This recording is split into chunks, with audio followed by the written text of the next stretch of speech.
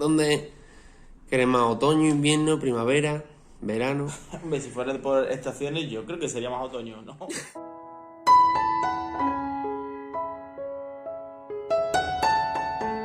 Creo. Creo, ¿no? Hombre, yo como escritor, a ver, dentro de las limitaciones, ¿no? Me siento un poco con una visión quizá, si quieres llamarlo pesimista, bueno, pesimista o nihilista si quieres, pero con sentido del humor. Pero sí, que es un... Woody Allen, Sí, un poco, pues sí, mira, un Woody Allen podría ser un poco una persona con la que me siento identificada, a lo mejor, sí. ¿Sabes? Con que saca sentido del humor de esa negatividad de alguna forma, ¿no? Creo, por lo menos es el objetivo, ¿no? O sea, que no se hunde, digamos, en esa miseria, sino que es capaz de superarla, pero por medio de la comedia, un poco, ¿no? te inspira, digamos, el hombre de a pie. Bueno, sí, ¿no? Bueno, Un hombre... sí, bueno, el hombre de a pie, sí.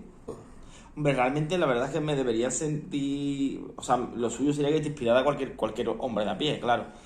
Pero la verdad es que yo tengo una escritura, por decirlo de alguna forma, muy del yo, al final, yo creo, ¿eh?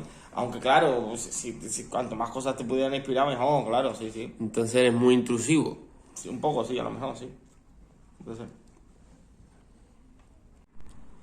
Entonces me decías que el título del poema, del título del libro, viene de un monólogo de Hamlet. un monólogo de Y Hamlet, nos lo vas a del acto recitar. segundo. Un monólogo de Hamlet del acto segundo, escena segunda también. Lo tengo aquí, que lo busco en el teléfono. Dice: qué obra maestra es el hombre, cuán noble por su razón, cuán infinito en facultades, en su forma y movimientos, cuán expresivo y maravilloso, en sus acciones, qué parecido a un ángel, en su inteligencia, qué semejante a un dios, la maravilla del mundo, el arquetipo de los seres, y sin embargo, ¿qué es para mí esta quinta esencia del polvo?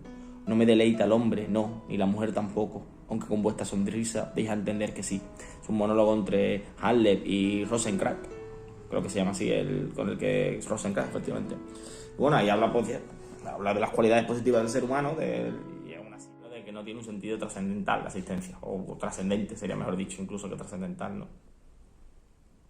Un sentido más allá de la propia vida, ¿no? De la inmanencia de la vida, ¿no? Por decirlo de alguna forma, de la cercanía de la vida, ¿no? Uno cualquiera, ¿no? Este mismo primer viaje se llama. ¿Ya me está grabando? Estamos haciendo pruebas. Dice: primer viaje. Hemos recogido las maletas, guardado los billetes, dejado la opulencia del vacío en los armarios. Yo tenía miedo de perder el autobús. Tú has insinuado que el tiempo nos estaba esperando. Al llegar, te has puesto a mirar la carretera. Has descubierto que la niebla tiene los ojos sucios en las mañanas de invierno, que todavía hay quien va con sombrero al trabajo, que en las manos de algunos jóvenes persiste un detritus de amor insospechado, que también hay gente que madruga los sábados. Luego has cerrado los ojos y te has puesto a soñar con los itinerarios. No sé cuánto tiempo te has quedado dormida, pero al despertarte te prometo que ya era verano. El poema que acabo de leer la primera parte del texto que se llama del poemario, que se llama El Deseo, que es bueno, una parte del poemario en el que se habla sobre todo digamos, que tiene temática más romántica, por decirlo de alguna manera, ¿no? Se habla un poco del amor, ¿no? Habla un poco de ese tipo de cosas, del amor, más que de las relaciones, probablemente habla del amor, ¿no? Del deseo por alguien, ¿no? La segunda parte se llama La ¿Cómo memoria. que del amor, como que habla más que de las relaciones, habla del amor en sí mismo? Bueno, en realidad también habla de las relaciones, claro. Bueno, habla pero no desde una perspectiva problemática, sino siempre con una visión, digamos, optimista, por decirlo de alguna manera. Habla de lo bonito del amor, por decirlo de alguna manera, de la parte por lo menos del momento bonito, que el momento bonito pues se puede mantener de manera perdurable en el tiempo, ¿no? Pero habla de ese momento, sobre todo, yo creo, ¿no? Tenía solamente 5 poemas. La segunda parte habla de la memoria, que habla del paso del pasado, sobre todo más que del paso del tiempo, habla de experiencias que yo tenía en el pasado, ¿no? O de cosas que tienen que ver con el pasado, por ejemplo, donde ya no vivo. Porque ¿en cuántas fases, perdón, o partes se estructura el libro? En 4. En 4 partes. Cuatro secciones tiene el poemario, podríamos decir. Digamos, la primera es eso, el deseo se llama, ¿no? Que habla del amor, un poco. La segunda, la memoria, habla pues de experiencias o recuerdos que yo tengo, bien de personas, bien de situaciones, ¿no? O también hay un poema que lo quería leer también ahora, que habla sobre viéndote, digamos, en la actualidad, viendo tu pasado, de alguna manera. De hecho, hay dos textos que hablan. ¿Y cuáles son las otras dos antes de que lea el poema? Homenajes, se llama, que es una parte que la verdad es que trata un poco de todo, sinceramente. Se trata un poco de homenajear a diferentes cosas, ¿no? O bien a cosas, ¿no? A propiamente objetos, ¿no? Como un texto que hay sobre las cartas, que un día lo leí aquí contigo, si te acuerdas. O incluso sobre a los amigos también, o a las visitas que hago al médico algunas veces, o a cómo ordeno una biblioteca, ¿no? O sea, homenaje, había un poco textos que no tenían categoría, pero se referían a algo. Eran como una especie de si quieres, de homenaje o de acercamiento hacia ese algo, pero se lo metí en esa parte. Y la última parte se llama Esta quinta esencia del pueblo, que es el nombre que da el título al poemario, que son textos de temática, digamos, más nihilistas, por decirlo de alguna manera, más que hablan del sinsentido, un poco de la vida como algo que no tiene sentido. No son textos especialmente optimistas, ninguno de esos 5, o sea, ahora me pongo a mirarlos, honestamente, los 5 que forman esa parte final del poemario. Pero bueno, el penúltimo, se llama No me gustan los finales y tienen cierto toque de humor. Los otros, la verdad es que yo no sé si tendrán toque de humor. Bueno, el primero también, Declaración nihilista, quizás. Bueno, tampoco hemos venido a hacer un show cómico, ¿no? Lee una de la segunda. Bueno, voy a leer un poema de la segunda parte que se llama Todavía soy joven, que es también un guiño a un poema que se llama de Jaime Gil de Biedma. O sea, el poema se llama No volver a ser joven y es un poema que aparece en sus poesías póstumas, que las poesías póstumas de Jaime Gil de Biedma no son después de su muerte, pero es que escribió un poemario que se llama Poesías póstumas. Y ahí habla, bueno, de que ya no va a volver a ser joven. Es que ya el tiempo pasa y ya no volverá a ser joven. Y este se llama, haciendo un guiño a ese poema, una especie de intertexto, podría ser, porque es un texto que se relaciona con el texto este de Gil de Biedma, se llama Todavía soy joven. De hecho hay una palabra así en un momento de ese texto, ¿no? Dice, todavía soy joven, y empieza de esta manera, dice, acabo de cumplir 30 años y empiezo a notar que el tiempo pasa. Son intuiciones obvias, visiones simples de cosas que en otro momento parecían lejanas. Por ejemplo, al volver a ver la saga del Padrino, me he dado cuenta de que Sofía Coppola ya no tiene 19 años y Al Pacino, que no es eterno, cumple 80 en abril. No es sencillo comprobar que la gente envejece. Los niños dejan de ser niños y los viejos también dejan de ser viejos. Las generaciones pasan como taxistas extraviados y todos conocemos el final de esta historia. Nos quedan, sin embargo, los bares ignorados, almuerzos de domingo, el mar y los otoños, reuniones familiares, buenas y malas noticias, libros que revisar, algunos seminarios y concursos por perder. En fin, expectativas, recuerdos que formar para cuando seamos viejos, salir de aquí entre pausos. Acabo de cumplir 30 años y he pensado que, aunque alguna vez dejaré de serlo, todavía soy joven. No es una especie de guiño a ese texto de Gil de Biedma, ¿no? Que es un poeta que además, pues, la verdad es que a mí me parece una de influencia importante en las cosas que yo escribo. No la influencia más importante, pero sí una influencia capital, más o menos. ¿Cuáles son las influencias? Tus pilares. Creo que mi autor más que tomo como referencia es sobre todo Ángel González, ¿no? Que es otro poeta de la generación de Gil de Biedma, al final, ¿sabes? Parecido, más o menos. Carmelo Iribarren también me gusta mucho. ¿Se llama de alguna manera esa generación? Porque yo sé me he quedado en la del 98, 50, del 97. Y dentro de la generación del 50 lo que se suele llamar poesía de la experiencia, donde estaría, digamos... Bueno, en realidad la generación del 50... ¿Eso se da en el colegio, la del 50? Bueno, algo se da, imagino, no, la verdad es que no tengo ni idea. No se da demasiado, nos solemos quedar en el 27. El 50 a lo mejor se dan algunas cosas, pero no demasiadas, ¿no? Pero bueno, ahí está Jaime Gil de Biedma o Ángel González, sobre todo de esa generación, son los dos autores que más interesantes me parecen. Después leí otros que me han interesado. ¿Están vivos? No, pero Ángel González no murió hace demasiado, murió en 2000 y pico. Y Gil de Biedma sí murió antes, porque murió de SIDA, además. O sea, que tuvo una vida un poco convulsa. Nada más Gil de Biedma era una persona que le gustaba mucho, que le gustaba mucho la vida, por decirlo de alguna manera, ¿no? O sea, le gustaban mucho los placeres, ¿no? Por decirlo de alguna forma, ¿no? Y Y bueno, también Luis García Montero me gusta mucho, ¿no? Un autor que también me gusta muchas cosas como las hace, ¿no? Que también estaría metido en esa poesía de la experiencia, aunque es posterior. O Carmelo Iribarren también me parece un autor interesante, ¿no? De hecho, los nombra aquí a esos 4 autores, son los únicos 4 poetas que aparecen aquí nombrados. Después, hombre, me gustan también muchos autores de literatura hispanoamericana, ¿no? De poetas como Jaime Sabines, también me gusta bastante, como un poeta mexicano, pero llevo más tiempo sin leerlo. O Cortázar me gusta también bastante, pero la verdad es que la poesía de Cortázar no la he trabajado demasiado, sinceramente. He trabajado más los textos en prosa. Esa sería, digamos, mi referencia, lo que es todo lo que tiene que ver con una poética de la experiencia, ¿no? Un poco. ¿Por qué se llama poesía de la experiencia? Digamos porque se funda en la realidad cotidiana, ¿no? Son autores que ninguno de ellos escribe con demasiado artificio, ¿no? Y que no se muestran en ellos patentemente las estructuras típicas literarias, ¿no? Las formas a lo mejor métricas, aunque sí están muchas veces, porque esos autores dominan todas las formas métricas, pero aparecen más veladamente, ¿no? Por decirlo de alguna forma, no es lo más importante a lo mejor, o no es lo que resalta. Una poesía, digamos, más de cotidiana, ¿no? Por decirlo de alguna forma, ¿no? Con términos cotidianos, como las cosas que yo estoy leyendo ahora mismo, ¿no? ¿Y a día de hoy esa corriente sigue o se está cambiando? ¿Quiénes son los poetas actuales? Hombre, a día de hoy yo creo que casi toda la poesía, o sea, el horizonte poético en España va muy por esa onda, en general, ¿no? Bastante, ¿no? Bueno, Luis García Montero todavía escribe bastante, Carmelo Iribarren, bueno, están vivos los dos y tienen, no sé si tienen 60 años o por ahí tendrán, más o menos. Y si Carmelo la del Iribarren y García 27... Montero son del 58 y del 59, si no recuerdo mal. O sea, tienen 60 años, claro, más o menos. Vale, todavía está de actualidad. Sí, hombre.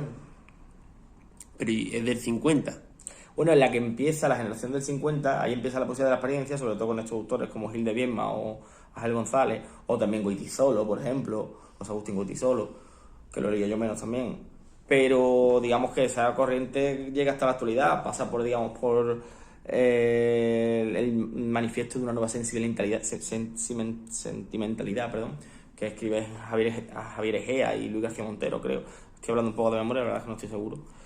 Y ya, bueno, pues esa corriente actual es una poética que tiene actualidad todavía, claro, la poesía. De hecho, el horizonte poético en la actualidad en España yo creo que se mueve mucho en esa poesía de la experiencia. Que eso tiene su parte buena y su parte mala, porque también ahora mucha gente escribe poesía y digamos, hay otra gente, ¿no? Que son más, por así decirlo, están más a favor de las formas canónicas, ¿no?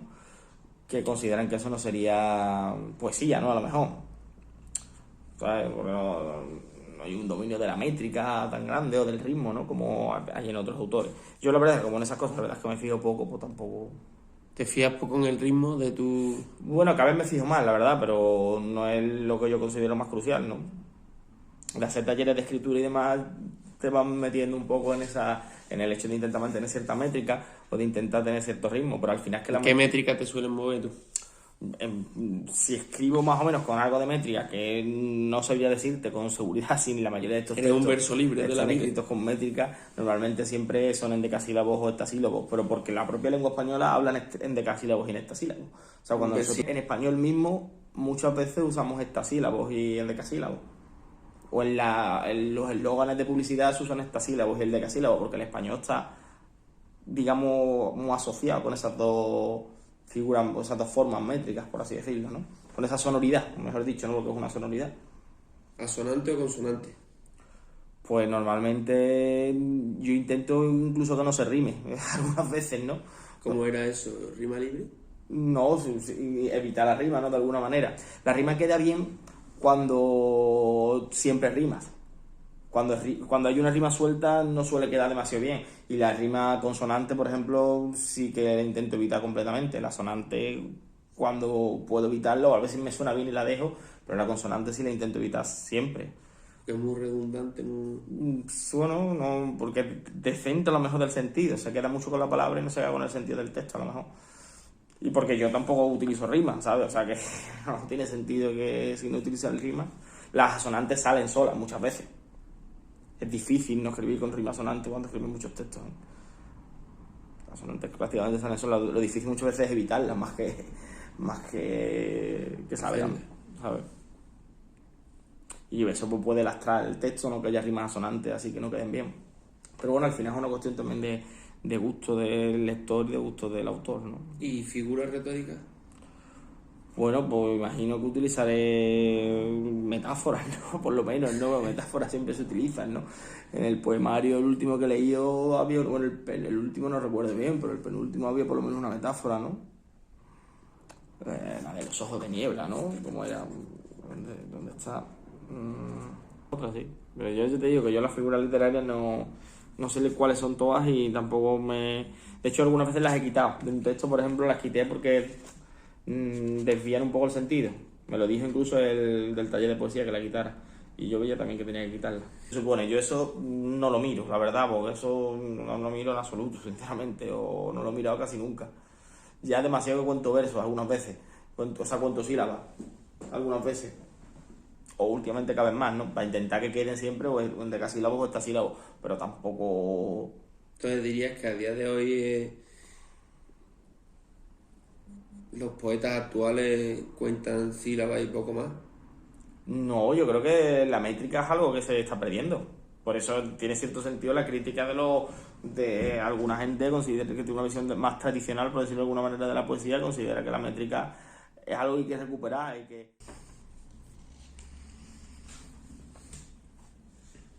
Lo leo, ¿no? O sea, voy a leer un poema, ¿no? La tercera sección del libro, la tercera parte, que se llama Homenajes y habla de diferentes homenajes, ¿no? Nunca mejor dicho, usando el mismo nombre de la sesión que se da en el libro a ciertos elementos de la realidad, por decirlo de alguna manera, ¿no? Por ejemplo, el primero se llama Oración a los amigos perdidos, ¿no? Que es un texto sobre los amigos, ¿no? Creo que es un texto interesante para leer. Empieza de la siguiente forma, ¿no? Espero que estén bien, después de todo, perdidos en cualquier despeñadero o en los servicios sucios de algún bar, leyendo ofertas de trabajo, libros o recetas para perder peso. El tiempo pasa salvaje y hace años que hemos dejado de ser jóvenes. Espero que no decaigan, que sus huellas sigan en el asfalto, que hayan aprendido a perder, que no hayan estado en hospitales, ni en velatorios, ni en oficinas, y que, si han estado, pese a todo, sigan celebrando las fiestas. Espero que sean mejores, que hayan dejado el tabaco y el vicio de ver las cosas en más y en menos, que coman más verdura, que todavía beban vino, que se hayan convencido de intentar lo que merece la pena. Espero que sean felices, que hayan encontrado el amor y probado el paracaídas, que olviden todo lo malo de lo malo, que nunca lleguen pronto sin excusa, que persistan en ellos vivo, fogoso, el implacable deseo. Espero que sigan ahí, ya sea cuidando abejas o sirviendo copas, que nunca terminen de pasar por mapas y fronteras, que frecuenten las bibliotecas, la música y los recuerdos imprecisos. Espero, en fin, que estén bien.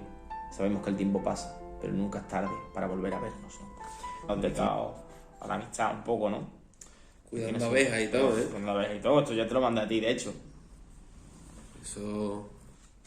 Lo del paracaídas, yo creo que no me voy a tirar en paracaídas en mi vida, pero... Lo puse un Pero día. como solo había que escribirlo, ¿no? Claro. Lo puse ahí porque estaba... que le iban a comprar un regalo en paracaídas a alguien, algo de eso, le iban a pedir un grupo que estaba de cumpleaños y era el regalo. Así que digo, bueno, pues mira, me salí aquí para ponerlo. Te dio eso la inspiración, ¿no? Esa es la inspiración. Aproveché, digamos, ocasionalmente robas mensaje de cosas, WhatsApp. robas. ¿De dónde coges tú las un mensaje cosas? de WhatsApp. Coges las De- cosas. De todos lados, yo creo, ¿no? Agarras las cosas, ¿no? Y las metes ahí donde... Plagiar al final es algo que... No te hace Que todo el mundo falta hace. irte al campo a decir, me voy a inspirar o voy a salir a... No, tú vas cogiendo las cosas, ¿no? No, pero es que tampoco la temática de mis textos tampoco es muy natural, por así decirlo, es muy urbana, yo creo. Más bien, ¿no? Muchas de las cosas que aparecen en lo que podemos llamar la ciudad, ¿no? Y claro, pues te inspiras y copias de muchos autores. El problema de copiar es que copias solo de uno, porque si copias de uno solo es plagio. Si copias de muchos e intentas unificar, digamos, todo eso, pues eso ya construye un estilo un poco, ¿no? Que es lo que se intenta, ¿no? Copiar de uno solo está mal. Pero si, digamos, en la copia de muchos, ¿no? Y se unifica, digamos, todo eso que coges de diferentes autores, pues claro. Incluso El último que leí ha sido el poema sobre los amigos, oración a los amigos pero perdidos. este pertenecía A homenajes, que homenaje es la tercera parte, la tercera sección del poemario.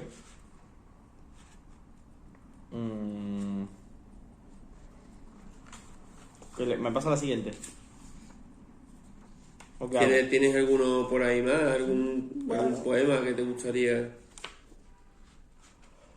Bueno, el de la biblioteca es interesante, ¿eh? Pues, Sobre cómo ordenar una biblioteca se llama. Adelante. Pues, Que es como un manual. Bueno, es una serie de consejos sobre cómo ordenar una biblioteca, ¿no? O cómo yo ordené mi biblioteca, ¿no? Empieza así, dice: estoy ordenando la biblioteca y sorprende verse así durante horas. Estoy ordenando la biblioteca y sorprende verse así durante horas, rodeado de libros, ingeniando posibles fórmulas para cuadrar esta vorágine de palabras y solapas. Mi hermano me sugiere que pruebe por categorías, que cuartee los espacios como si fueran cuadrículas y ubique los libros como se asientan los pisos del extrarradio, que instaure, en fin, una pequeña catástrofe de orden y método. No ha tenido en cuenta la diferente dimensión de las ediciones de estudiantes y la colección de grandes pensadores en 33 tomos de Gredos. Lo preciso es buscar un equilibrio, la tensión perfecta entre el tema y el volumen, o esperar que los libros vayan encontrando su sitio, acomodándose como ejemplares huéspedes a los anaqueles y las estanterías, guardando cada uno por sí mismo las distancias exactas. Dejarlos a su aire, aprendiendo a convivir los unos con los otros, dispares y homogéneos, echando raíces, agarrándose a las baldas como se agarran a la vida los perros hambrientos. Nada tiene de malo que las bibliotecas crezcan como los cementerios. Estamos criticando esa forma de... La verdad es que eso tiene la anécdota de mi hermano, cierto, ¿no? Siempre me dice: intenta ordenar los libros por filosofía por un lado, poesía por un lado, pero claro, si yo tengo una edición de estudiante de filosofía que es súper pequeña, edición de bolsillo, y tengo un tochaco luego de filosofía, esos dos libros no los puedes unificar, los suyos que queden igualaditos, ¿no? Por tamaño, ¿no? O sea que lo de ordenar los libros por las bibliotecas por categoría al final no sale bien, a no ser que tengas todos los libros de un tamaño similar, que son muy complicados, ¿no? Claro, entonces que dentro del orden cada uno y dentro tiene su... Claro, que al final los libros poco a poco vayan cogiendo su espacio, una idea, digamos, orgánica de la biblioteca un poco, la biblioteca como un organismo vivo, casi prácticamente, ¿no? Y que vaya creciendo, ¿no? Vaya creciendo. Como crecen los cementerios, he puesto ahí, ¿no? Un poco de esa temática nihilista, lo que aparece en los textos. Bueno, ahora voy a leer un texto de la última parte del poemario que se llama Esta quinta esencia del polvo. Y va a ser justamente el texto que le da nombre al poemario, de alguna forma, porque el poema no se llama propiamente Esta quinta esencia del polvo, sino que se llama Poema no escrito a las futuras generaciones, pero encabeza el poema una cita esa cita en la que dice la que dice Haller, ¿no? Que es esta quinta esencia que es para mí esta quinta esencia del polvo, ¿no? Justamente, ¿no? Lo que encabeza el texto, ¿no? And yet, to me, was it this quintessence of dust. Una cosa así sería en inglés. Me atreví a decirlo en inglés, que esto ya es un atrevimiento bastante grande, ¿no? Ha sido osado. Diría lo siguiente, ¿no? Este poema no escrito a las futuras generaciones. Diría: he decidido escribir un poema a la memoria colectiva. Usar expresiones como esforzado a futuras generaciones, yugo de la opresión inalienable, o marcha inquebrantable de la libertad. Pero mis experiencias son tan frágiles que, al tomarlas entre las manos, las he hallado blandas, impotentes, como animales hambrientos. Persisten, sin embargo, algunos rayos de sol que se van pegando en las tapias y que tocan, como una lengua de agua, a una mujer que tiende en una terraza. Las imaginaciones nocturnas de dos futuros padres enamorados, o la letrilla que canta mientras mueve la tierra, ya extinta de vida, un sepulturero el jueves por la mañana. Monumentos construidos en músculos de piedra, con la vana esperanza de rescatar algo al tiempo que se traga la memoria. El esfuerzo ingenuo, repetido hasta el desánimo, de sortear enfermedades, diagnósticos, pruebas, análisis. Igual que el empeño primitivo, renovado cada día, de calentar la cueva y buscar comida. Las obras de Aristóteles, los evangelios, el abrazo que se dieron, los hermanos enfrentados, la fotografía, los paquidermos, la explosión de Chernóbil, el lenguaje. ¿Qué quedará a salvo esta quinta esencia del polvo? Mira, así de esa manera, ¿no? La comparación está interesante, ¿no? Entre el esfuerzo ingenuo repetido hasta el desánimo de sortear enfermedades, diagnósticos, pruebas, análisis, ¿no? De persistir en la vida, ¿no? De intentar prevenir, digamos, la enfermedad, en último término, igual que el empeño primitivo, renovado cada día, de calentar la cueva y buscar comida, ¿no? Como al final, tanto el hombre que vivía en el Paleolítico, ¿no? Como el actual, están intentando evitar la muerte, ¿no? En último término. Lo que es el Como hogar, ¿no? seguir existiendo, digamos, en último término, como perdurar, digamos, en la existencia, ¿no? Como sortear la muerte, al final, ¿no? Es verdad, eso es sortear la muerte, ¿no? Esa comparación yo creo que es chula. Me parece chula, ¿no? Luego ya digamos, esta numeración así un poco aleatoria, ¿no? Aparecen las verdades de Aristóteles, los evangelios, la fotografía, los paquidermos, ¿no? Que quedará, ¿no? Salvo esta quinta esencia del pueblo que quedará, ¿no? Cuando no quede nada. Un poco, ¿no? El lenguaje, ¿no? Que al final también es constitutivo, ¿no? De la existencia humana, ¿no? Bueno, y que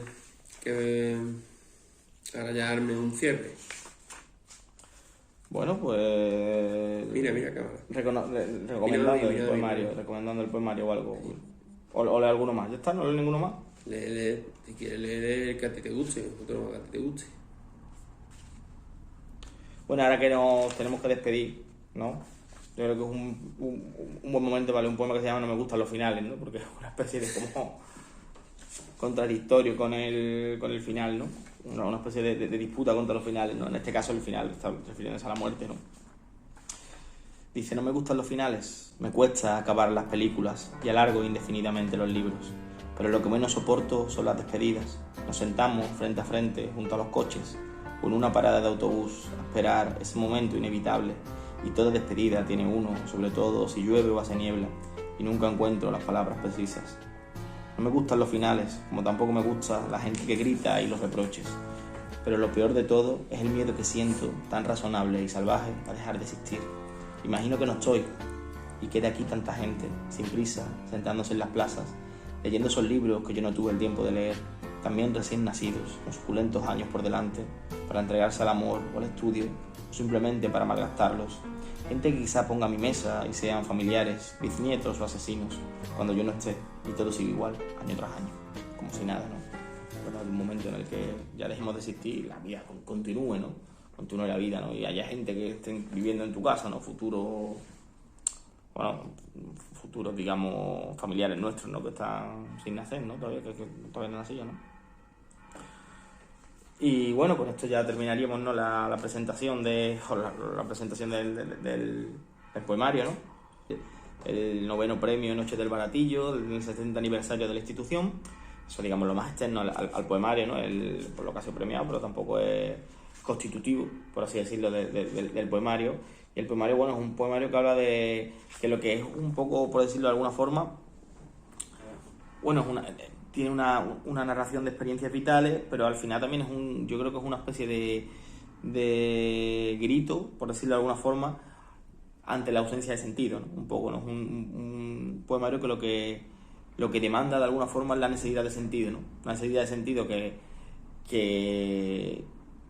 no existe en el mundo, por así decirlo, y que construirlo de alguna forma pues tendría que ser una tarea humana, ¿no? Aunque fuera un sentido artificial, pero claro, ese sentido es un sentido que nosotros mismos somos los que lo construimos, por decirlo de alguna forma, o lo significamos, no sé cómo llamarlo, ¿no? Esa expresión, pero eso, el poemario sobre todo trata de eso, o por lo menos un tema capital, ¿no? Por lo que lleva el título, ¿no? De esta quinta esencia del polvo, es por la ausencia de sentido y la necesidad de